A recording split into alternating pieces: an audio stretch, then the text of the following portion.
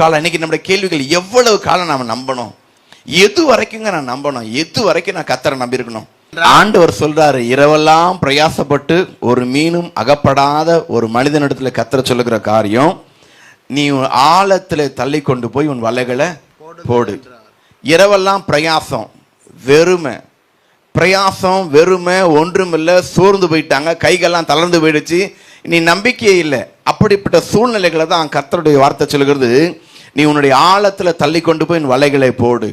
அவன் சொல்லுகிறான், சீமோன் ஐயரே, முழுவதும் நாங்கள் பிரயாசப்பட்டும் ஒன்றும் அகப்படவில்லை.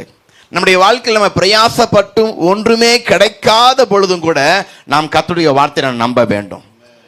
எவ்வளவு பிரயாசப்பட்டும் தளர்ந்து போய் சோர்ந்து போய் இனி ஒண்ணுமே முடியாது, நம்பிக்கையே இல்லைன்னு நினைக்கிறோம் பாருங்க, அப்போ கூட கர்த்தருடைய வார்த்தையை நம்பணும். எது வரைக்கும் நம்ம நம்பணும்? நாம் பிரயாசப்பட்டு தோல்வி அடைந்த பொழுதும் கர்த்தருடைய வார்த்தையை நம்பி ஆக வேண்டும். ஆமென் சொல்லுங்க.